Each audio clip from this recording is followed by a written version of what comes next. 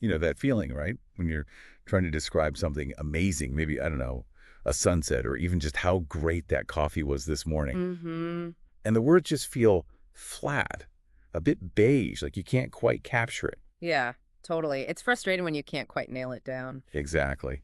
And we know you tune in because you want to be well-informed, articulate, and that definitely includes how you express yourself, how you describe your world. Absolutely. And it's deeper than just sounding smart, isn't it? It's really about the precision of your thinking and how effectively you get your point across. If your vocabulary is limited, well, your ability to really see and talk about the nuances gets limited too. Right. So that's our mission for this deep dive. We've got Teacher Sam's 12 English vocabulary hacks, basically, ways to describe your world like a pro. Sounds good. We're going to pull out the actionable stuff, the strategies you can actually use, like right away, to talk about things with more clarity, yeah, and confidence and just more impact. And I think what's great about these hacks is how practical they are. They're not just, abstract ideas. They're actual shifts you can make in everyday situations. Like what sort of situations? Well, think about job interviews, obviously, but also just meeting new people, writing emails that really land, or even just telling a better story about something that happened to you. They really cover a lot of ground. Okay, makes sense. Let's dive into the first one then. Hack number one, use power words, not just basic words. Ah, yes, this is a fundamental one. It's about ditching those kind of default words we all lean on: good, bad, nice, very big, small. And swapping them for something stronger. Exactly. So instead of very good, maybe excellent or outstanding, instead of very bad, you go for terrible or horrible. They just carry more weight. Even nice, right? It can be a bit bland. Totally. Nice could become pleasant, delightful, charming. It just adds more color, more specific meaning. It makes your speech stronger, more impressive, shows you've got a better handle on the language. And Teacher Sam's tip here, the genius tip, is to actually make a list, like a power word list. Yeah, and the idea is to actively learn, say, 5 new ones each week. And crucially, use them. Put them in a conversation, maybe even a social media post. Make it active. I like that. It's intentional, which kind of leads into hack number two. Learn vocabulary in context. Right. This is moving away from just memorizing definitions off a list, which, let's be honest, isn't very effective for most people. Ah, It's about seeing words used in real life.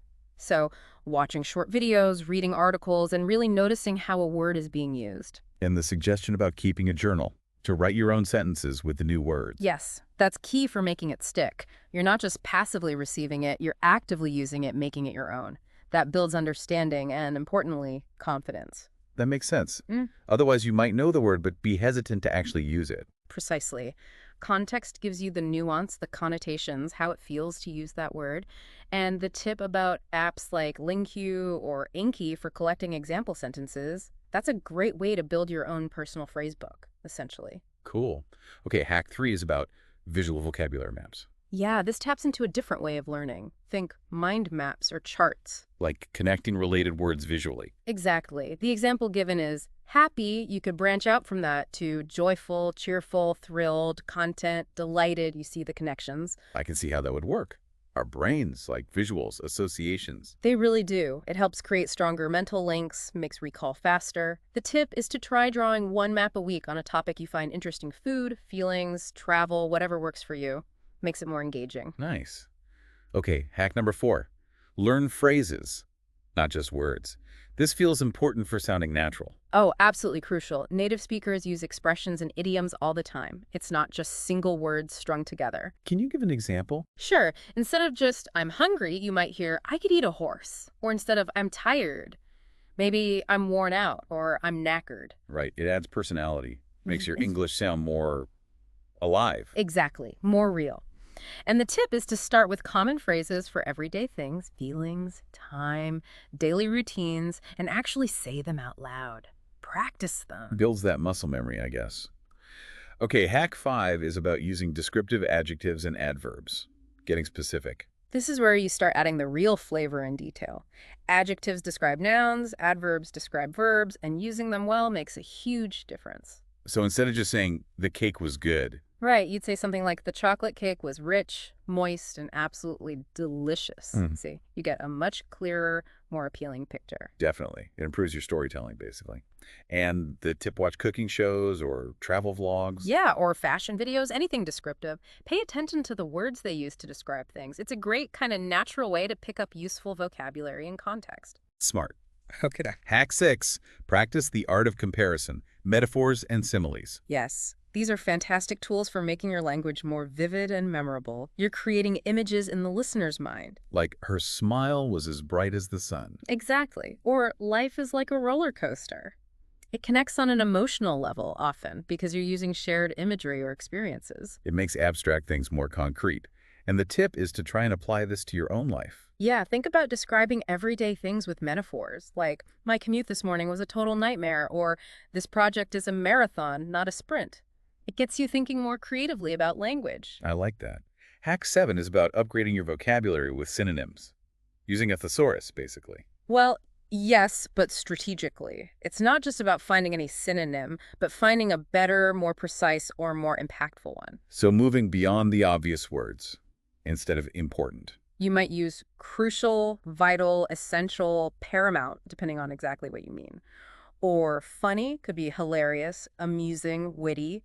It adds variety and richness. This stops you sounding repetitive, too. Definitely. And the tip mentions online tools like Word Hippo or Power Thesaurus, which make it super easy to explore these options. Handy. Okay, hack 8. Focus on precision. This sounds important for, like, professional settings. Hugely important, but really for any clear communication. It's about avoiding those vague, fuzzy words like things, stuff, like, when you could be specific. So instead of, can you pass me that thing? You'd say, can you pass me the stapler on your desk? It's just clear. It avoids confusion, builds trust, makes you sound more on top of things. Makes sense. And the tip is to record yourself. Yeah, try explaining something specific and listen back to see how often you rely on those vague words. It's a good way to catch yourself doing it. Okay, might try that one. Hack 9.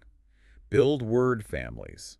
What does that mean exactly? It means understanding that words often come in related groups: a verb, a noun, an adjective, an adverb, all based on the same root. Like create, the verb. Right. And from that, you get creation, noun, creative, adjective, and creatively, adverb. Learning one often helps you understand or guess the others. So it's like a vocabulary multiplier. Pretty much. It expands your options really quickly and makes you more flexible. The tip suggests writing a short story using, say, 3 words from the same family to help lock it in. Fun.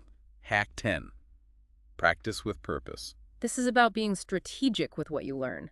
Don't just learn random words. Focus on vocabulary that's actually relevant to your goals. So if I need English for work, focus on business terms. If I'm planning a trip, learn travel phrases. Exactly. You learn faster when the words are meaningful and you can see yourself using them soon. The suggestion is to create a personal vocabulary goal sheet to keep you focused. Makes sense. Prioritize. Okay, nearly there. Hack 11. Use the words in conversations. This is maybe the most critical one. You can learn all the words and phrases you want, but if you don't actively use them when speaking, they won't truly become part of your active vocabulary. Right. Reading and listening are passive, but speaking is active. Precisely.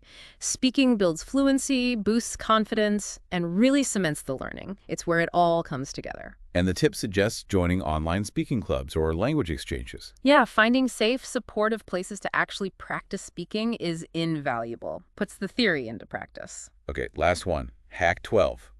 Make vocabulary a daily habit. The power of consistency. Little and often is way better than trying to cram for hours once in a blue moon. So small, regular sessions. Yep.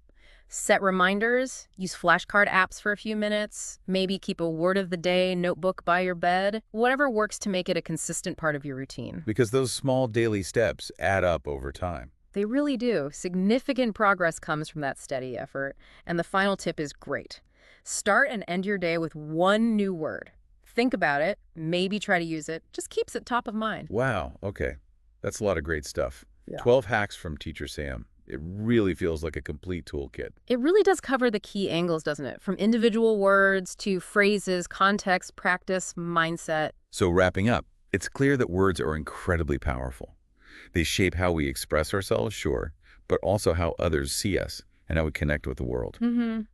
And consciously working on your vocabulary, on describing your world better, it opens doors. It builds confidence. It can even, help you inspire other people through clear communication. Absolutely. Having the right words really can make you shine, whether it's in a meeting, telling a story, or just chatting with someone.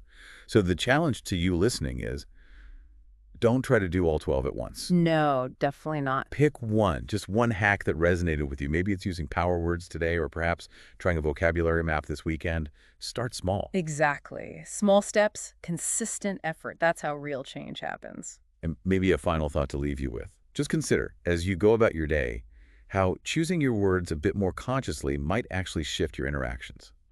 Interesting point.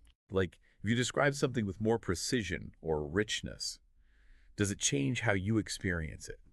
How the other person reacts? What new perspectives might just pop up from being a bit more deliberate with your language? Something to think about.